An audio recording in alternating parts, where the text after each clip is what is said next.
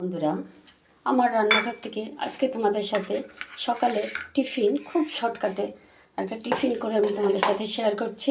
আমি টিফিনটা করব পাস্তা। আমি পাস্তাটাকে সেদ্ধ করে নিয়েছি সুন্দর করে, তার মধ্যে একটা ম্যাগি দিয়ে দিয়েছি। এদিকে কড়াইতে তেল বসিয়ে দিয়েছি। আমি এর মধ্যে নিয়েছি পেঁয়াজ কুচি, আদা কুচি, রসুন কুচি, কাঁচা লঙ্কা কুচি। আগে আমি আদাটা দিয়ে দেবো, আদা আর রসুনটা একসাথে দিয়ে দেবো। এবার আমি পেঁয়াজ কুচিটা দিয়ে দেবো।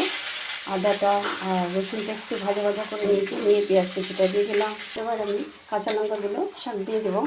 যে যেরকম ঝাল খাবে, আমি এখানে 5টা কাঁচা লঙ্কা দিয়েছি, তোমরা তোমাদের মতন দেবে। 5 মিনিটের সময় লাগে না, অফিসে যাবো, দেরি হয়ে যাচ্ছে, কি টিফিন নেবো, চটপট এটা নিয়ে নেওয়া যাবে। তুলে দিলাম আমি। এবার ভালো করে আমি পরিমাণ মতন নুন দিয়ে দিলাম। আমি 1 চামচ মতন সয়া সস দিয়ে দিলাম, চামচ মতন টমেটো সস দিয়ে দিলাম। তোমরা চাইলে চিলি সসটা দিতে পারো, আমি দিইনি কারণ আমি কাঁচা লঙ্কা দিয়েছি অনেকটা। আমার চটপট সুস্বাদু টিফিন হয়ে গেল পাস্তা। তোমরা এরকম করে খেয়ে দেখো, অপূর্ব লাগে খেতে, খুব সুন্দর লাগে। তোমরা একবার করে খেয়ে দেখো। আমি নামিয়ে নিলাম, আজকে রাখছি, আবার কালকে অন্য কোনো রেসিপি নিয়ে তোমাদের সামনে আসবো। টাটা।